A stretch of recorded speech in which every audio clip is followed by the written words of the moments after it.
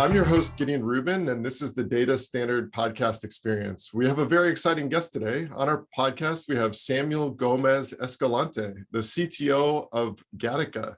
Today, we're speaking about the transition from centralized to federated to decentralized identity systems. Welcome to the show. Hello. Good morning. I'm here. Good afternoon, Gideon. Thank you. So you said good morning. It is my morning, but I think it's your afternoon. Where are you speaking to us from? Yes, I'm from Spanish. I'm currently in the south of Spain because today is an off day here in Spain. But I'm currently working in Madrid, in the center of Madrid. But currently my company is based too in Boston, in US. Oh, nice. So you said the south of Spain. We actually have someone on our team in Cadiz. Cadiz, yes. Cadiz is very in the south of Spain. I am currently in Cartagena. Is in Murcia. Is in the southwest of Spain, and that is a very, very, very good place to be on holidays and that kind of. If I can work from here remotely, it was perfect for me. Oh, I nice. think for the rest of the people too. Yeah, it sounds great. I'm in San Diego, so I can't complain too much. Yes. So I'd love to hear a little bit more about your background. Yes. Well, I am a computer science engineer with more than 10 years of experience. I was working from the low level of computer science. I was working as a developer in my first company, for example, when I was born in the north of Spain. I was working as an assembly developer, working with automatic doors, automatic secure doors. And I was changing a lot of in a lot of sector, a lot of companies, with little companies, middle companies, big companies. As this last years that I was working, for example, in BQ, that is a famous company in Spain about mobile devices. I was working there as a technical lead from the backend department. And then I moved to the BBA bank. I don't know if you know it. Yep. It's a big bank here in Spain. I was working there as security architect. Then I was a little bit tired about working in big companies, and I moved to startups like Medus Questionit. That is a little company that works with IoT components to measure the quality of the network in the citizen home, not from the company side, just for the client side.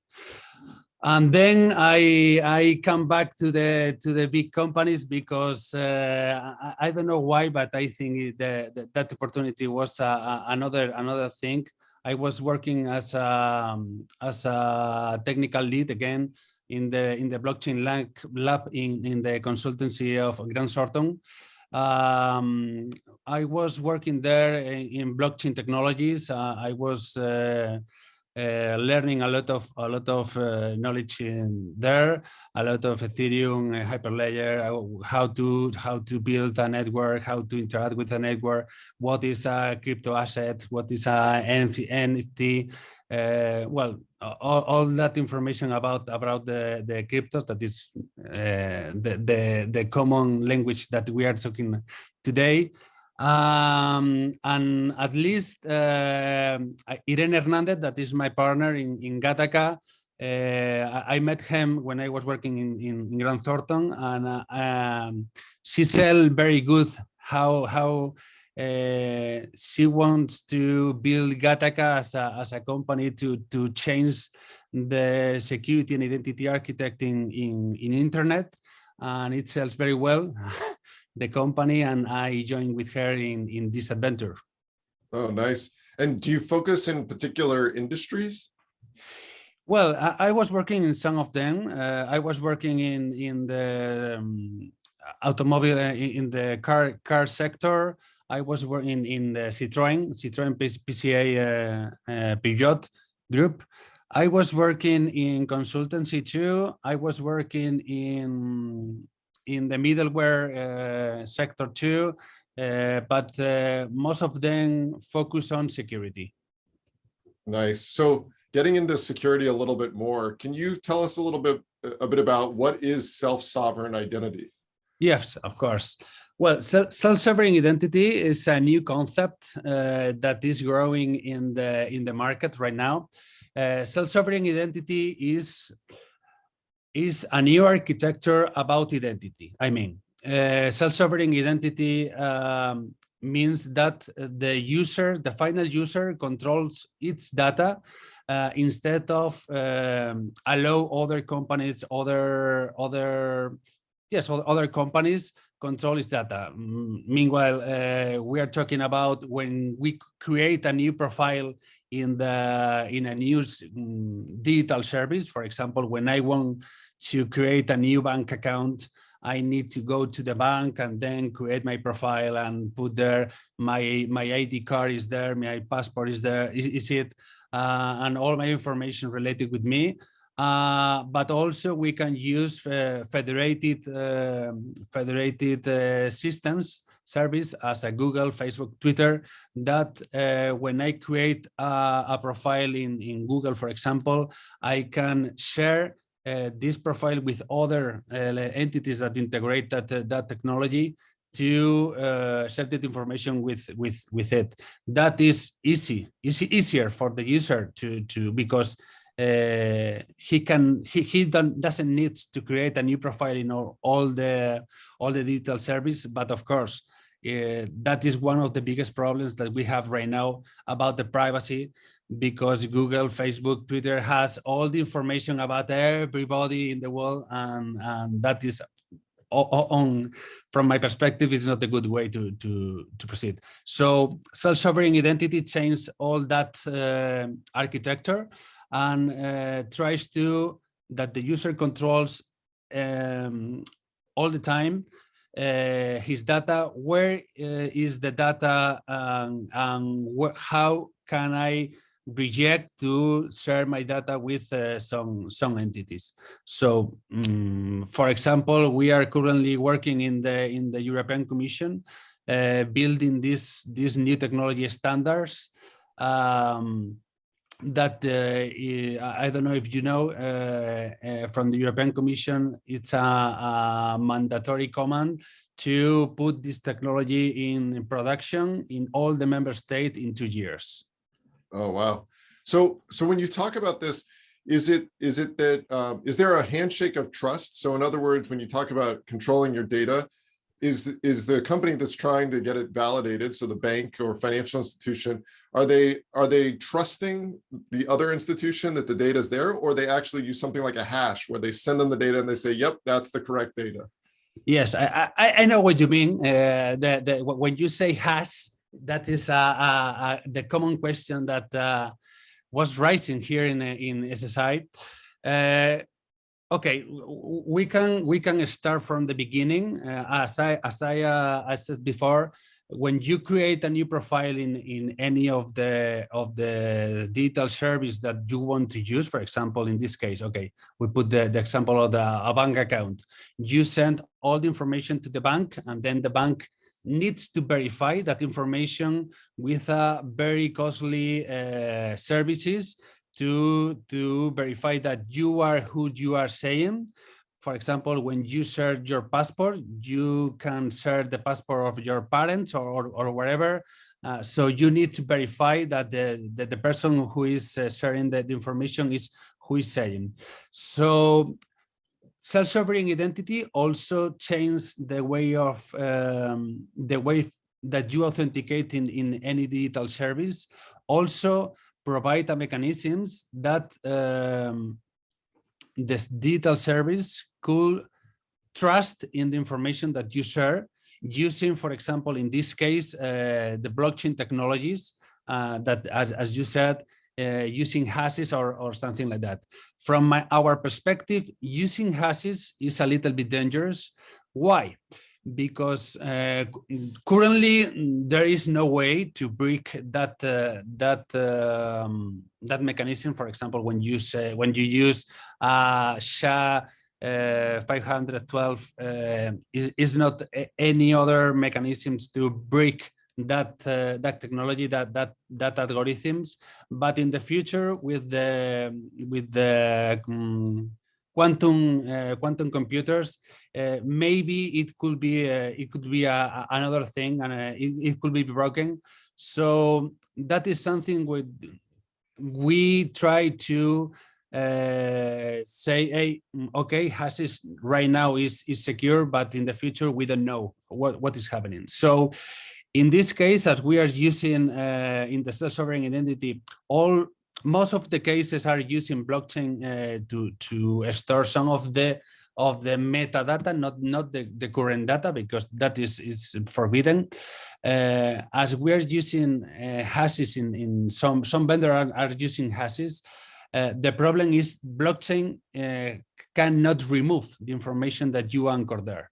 So in the future, if you have that information anchored in the blockchain, maybe you have a problem, because if you has any personal information, that algorithm is broken in the future, that information will be public. So with the at least in Europe, with the laws that we have right now, the GDPR and PSD2 from the financial institutions, you have a big problem, because you have a lot of fines, a lot of big fines from the European Commission. So true, self-sovereign identity provide mechanisms to trust in the information that you provide, but that mechanisms needs to be standardized and needs to be accepted by all the parties in the ecosystem. So do you think the challenge in front of us today is the process, and that sort of getting everyone to use the same processes and systems and agree, or you think it's the technology still that is lacking? I think the main challenge right now is all the vendors try to build a safe ecosystem, a trust ecosystem with standards that all of us could use, because this technology is not to use regionally, is not to use just in Europe, that is the region where the laws are more restrict. To use that kind of technology, and that provides of course a lot of opportunities for our side. In US, the law is not as restricted that in Europe, but of course, when I get information validated from my government here in Spain or from my bank, I want to use not just in Spain or just in Europe. I want to use cross-border.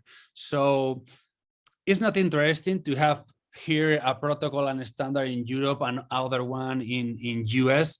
That is not what we want. All the vendors are trying to build a main ecosystem for all the world. And that is the main challenge right now. In the European Commission, we are trying to use, of course, the material that is provided by groups like the Decentralized Identity Foundation, the W3C, that is the standard organization, ICO, that all that kind of information, all that kind of vendors that are trying to build a trust and safe ecosystem, and trying to talk with everybody to know what is thinking, what they are thinking, and at least to get all together a process that we can trust in that process, and we can trust in the information provided by that process. Yeah, well, thanks. We've been talking very generally about this. I'd love to get maybe a little more specific. Maybe if you could give an example of like, a project or a client where you're helping them work through this. Yes, of course. Currently in Spain, well, in the European Commission, there are there are a lot of initiatives from the rest of the member states that they have been called early adopters projects. Okay, so currently we are working on the Spanish early adopter project as a technical providers. We are helping the Spanish government and some universities inside inside Spain. That is the Carlos III University, where I come from, the University of Murcia, and the University Rovira i Virgili. All that universities and the Spanish government are trying to build an ecosystem, a platform where the government issue a digital credential with the information about your ID card. In Spain, is commonly used the ID card, or not the driver license or the passport. The Spanish government will issue an ID card credential from all the citizens that wants to use, and then all three universities will use that information to allow the user to enter in their portals and issue, for example, credential as a diplomas or certificates to validate that that person's finish the master or degree or whatever in the university. Of course, that platform is regional, is local, is just from Spain. But the second step in the European Commission and in this platform is to use that information, that credentials, cross-border. So, for example, in Erasmus project here in Europe, a student in the University of Carlos III, for example, in Spain, could access or could apply I don't remember the name. It could be enrolled in the master in the University of Vienna or whatever other university in Europe. Okay, but all that process will be automatic. Not go to the Vienna University, okay, share the information, Vienna University verify the information with the Spanish government. No, that all process will be done with one click, and that information the Vienna University could trust in that information, and the process to exchange the information with the University of Vienna will be automatic. It's just is something crazy today. That process could waste 1 week, 2 weeks. That wow. The process is very, all the information is verified between the both universities. So that's really interesting, and it sounds like it's, you know, a lot of benefits to the user themselves, you know, like the consumer. Are there challenges for the consumer themselves? Like do they need access to certain things, or the ability to sort of like log on and manage their account or things like that? Yes, of course. There are challenges from the user's, the citizen perspective, but also from the legal perspective. I think from a vendor's perspective, from the smart perspective, the main challenge is to teach to the citizens to use this technology. Why? Because this technology commonly is used by young people, because is the people that is currently is using digital services. When I asked to my parents to use this, and I show them how it works, my parents say, "Hey, but what's this? What's I want to write my password in a paper and then use in the." That is, from my perspective, the strongest challenge for all the vendors, not just from Gattaca, for all the vendors to use this technology. Of course, it will be slower that I will have, but it is the only way that I see right now. The rest of the challenge, of course, needs to be teach the person that for example, if I have a passport, why I need to come back to the government office to get again the same information if I have in the paper. That is the other challenge that we need to teach the people. You have in the paper, but to use that passport in any digital service is not possible, because you need to scan, you need to send, you need to attach in an email, and that is crazy for all parties, for you and the legal entities. If you have the digital credential, to use that is just one click, and that click is for you and for the entity that's in the other side. So that is the challenge that we have right now. And from the legal entity part, I think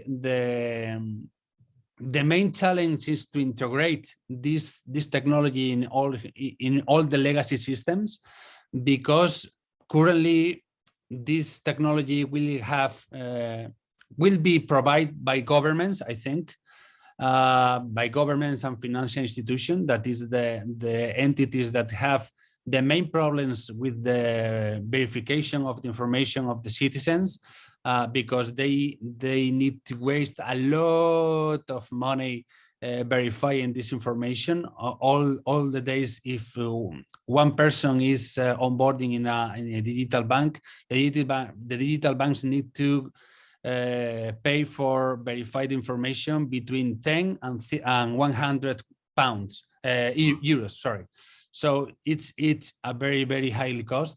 That's reduce the costs extremely, because integrating your systems with the SSI technologies reduce the cost in just €1 per user.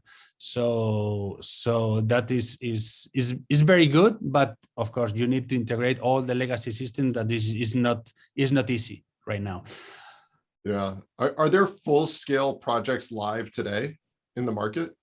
I don't think so. I don't think so. All of these vendors, as this technology is not yet supported by the laws. Currently, there are pilots to use in the almost all of them in the private sector. For example, I think there are machines to drink beer that ask for people if you are older than 18. Oh, nice. So you can drink the beer, or if not, you cannot do it. But that is for that pilots. It's just for pilots right now. I suppose the next year will be the year when this technology rise, because governments adapt the use of this technology and can issue credentials to the citizens to use in all the rest of the legal entities.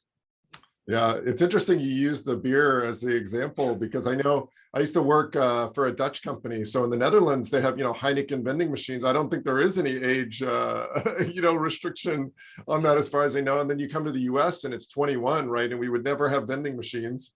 So it's because the restrictions are so tight. So, I mean, that's a great example of just one sort of use case where just the laws around that product, right, require all these differences. So even if the security and verification process is sort of agreed on, the actual factors that you're using vary by country, right?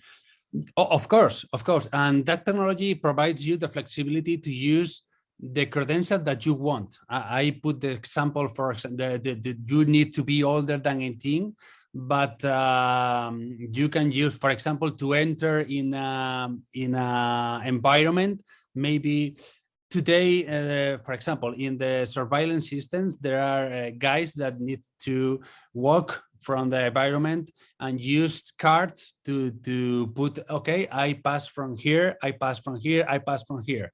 So if I share my car with and the other guy could have, okay, you'll be there, you'll be there, you'll be there, you'll be there. So with this technology, that access will be forbidden for persons that not allowed to enter in that environment.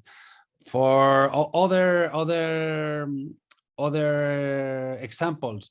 To get a diploma, if you pass all your exams in the university and wants to use your diploma in another organization to be hired, you cannot use a fake diploma.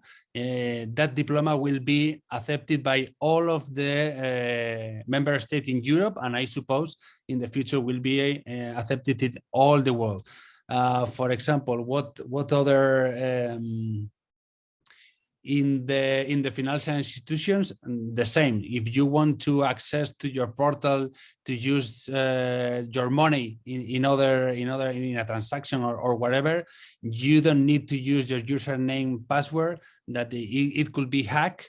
You will use your SSI wallet to enter in the environment and use in the for a transaction or whatever you want, without fear about you are being impersonated by other person or other hackers to do that. Also, when I say to be impersonated, I remember there is a feature in this technology that allows to improve your privacy in all the digital service that you are using, because today is very, very, very common that we find a data leak in all the along the world, because, for example, this company was created when Equifax in US miss a lot of millions of personal information from the bank accounts, transfer information, and that was crazy. And there is people that doesn't know what's happening with Equifax and what is Equifax or whatever. That information is a very, very high level of personal information, and that is something that is impossible. It's impossible. It's not easy to happen with this technology, and it does happen. This technology provides mechanisms to use a wrapper instead, use an alias, a pseudonym, instead of use your personal information, so the hackers cannot correlate this information with another information, for example, from Facebook, Google, or whatever other entity that has all your data. So that information provides mechanisms to improve this privacy in the citizen, from the citizen perspective. And do you see the citizens sort of managing their own accounts, so to speak, managing their own profile, or you see it's more like they're passive, they just have their login maybe, but the institutions are all sort of the ones collecting and combining their data? Very, very good question. From Gattaca, this challenge has been raised in the groups that we are interacting. From Gattaca, we have two different modes from the user perspective. We have the common one, is when you onboard on the wallet, you'll have all the information attached to just one pseudonym or alias. For example, from my parents, that is the perfect way, because if not, they will be crazy. They become crazy. But from more technical people, there is another mode, the advanced mode, that they can choose to have their information split in several alias, several pseudonyms. For example, I can have my European alias, my US alias, my worldwide alias, or my e-commerce alias, to hide my information, my personal information, from the rest of the entities. So, for example, this is a very common debate in if I'm using Tinder, I don't want to provide information about myself, because if Tinder is the database is broken, all that information will be public. So there are a lot of people that they don't want to use personal information on that digital service. So they don't need to provide information about itself. But for example, if from the other side, if I need to buy something in Amazon, in eBay, or whatever, I need to put personal information that needs to be verified also, and I need to put there a credit card, for example. So we can have that two walls splitted, and all the information is not merged with in the same alias. So my privacy will be improved by to have this information separate. So do you envision it, you used Amazon as an example, when I think of this, I think of Amazon, right? Because as you said, and of course they're a major sort of target, for hackers, because so many of us use Amazon, right? And we have our information there. So in a situation like that, if you fast forward a few years, do you see that they wouldn't even house the information? So they would just use it, and let's say it would go just to the distribution center with the address, it would be all tied to that alias and never actually bring it into their databases. Is that kind of the longer term? Yes. It's related with the first question. That is this currently SSI is in the first step, where the user control this data and where is the data share.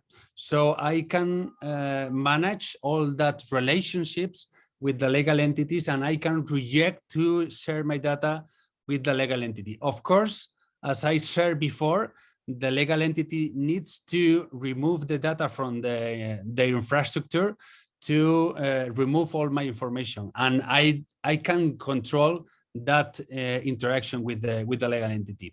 The second step from the SSI is not to share the information with the legal entity. If not, I want to share an authorization with a legal entity, and I have all my information in a little cloud just for me. Okay, so all the citizens has a little cloud with all the information related with all the personal information related with him, and to interact with the legal entities, just need to authorize the legal entity to get information from my last name, my first name, my passport identifier, or something like that. And I want to stop the relationship. I want to break my relation with the legal entity. I just need to remove the authorization, and then the legal entity cannot access to that information. Of course, again, if the legal entity read the information and store in the database, we cannot do anything. But the laws needs to apply, and it needs to be done with fines and that kind of mechanism. Because when you get or allow the legal entity to read information, you don't know what's happening in the background. Yeah, I find this so interesting. We could talk for a long time about this. For me, I find it interesting being an American and being in the US. When it's talked about in the media, the privacy and these types of sort of future states, it's very interesting to me because they talk as if the battle is still being fought, right? But in America, I think the war is over. We've lost as consumers. We've already lost. So that's already done. So now it's almost like putting it back in the box. How do we go to a place? And that's with things like what you're working on, right? In organizations like yours, first you have to figure it out, both from a technical, but more importantly, probably from a policy issue and how it's going to work. And then we have to figure out, as Americans, how do we put it back in the box, or can it be, or maybe it's just for our children, right? That they'll have a better world of privacy and security. All this detailed information has been great to get us some really great experiences, honestly, with AI and machine learning, and we've got some really great experience. I think now the challenge is getting those great experiences without sharing our personal information everywhere, right? Of course, and today, I don't know how many people concerns to accept all the cookies when it navigates to any of the digital service. When I see you are sharing this information and you'll find inside the cookies, I found a page where they get 7,000 claims from my profile when you accept all the cookies. 7,000 claims from my interaction is a lot of information that it's crazy, because they can have relationships between you and your family, your friends. They can have relationships between you and your banks, you and where you are going with your son to the school. And it's crazy that the information that they can receive from the cookies, and that is something that this technology try to avoid in the future too. So of course, in Europe, I think people are a little bit concerned about this, but in the rest of the world, that is crazy, because I don't know if I didn't the test to ask to the people, you paid to improve your privacy in the digital world, and I completely sure my friends say no, I won't pay for that. So that is something from my perspective that the member state needs to apply, and it's not from the citizen. From the citizen needs to be free, and it's just for the policymakers and the rest of the politics that they need to apply this technology from the rest to make a better world. If not, these problems will happen in the future. Yeah, I mean, I think people will start to wake up when there's more of this, what I would call sort of social engineering, where once you get AI that can do this sort of social engineering, we see it in a very basic, like with spammers, right? Where where my mother-in-law got an email that says it's from me and it's recommending, diet pills. And so she says, oh, well, he recommended this. He must be, thinking of me. So I'm going to go ahead and, buy these, right? But in fact, I know nothing about it. And they just looked in the outbox and they see like an email address she uses. And so but once you have the cookies, once you have all the web traffic, once you know what bank and what social networks and all this stuff, the social engineering part is scary. Like they can show you ads very scary that are specific to you. You think someone's communicating with you, but it's really just AI sort of hacking, making you think that it knows you or that you've already signed up for something, right? Of course, and that's not happening until there is a big problem with somebody. If that problem doesn't affect to you, it's not a problem for you at least. So we need to teach the people to know what is happening in the background, what is happening with your information, and what the companies or the hackers could do with that information. Yeah. Well, it's really interesting. I'm really glad you were able to be on the show. I'm curious, what sort of recommendation would you give to someone that's embarking on a career path in data science today and is interested in privacy and some of the areas you discussed? Do you have any sort of guidance? Well, the data scientists and AI engineers and all that kind of employees. Of course, there are a lot of sector. You need to know what is. You need to get your perfect fits, because there are a lot of ways, a lot of sector, a lot of places where you can work. But about the security, my recommendation is to use the security features that are provided by the governments or the policy makers, because we need to minimize the data leaks that are be suffering people today. For that reason, we need to use that mechanisms to avoid this. That is what we are trying to do. Of course, that is something that is a pain for the data analysts and data scientists, because it's less information for Facebook or from the rest.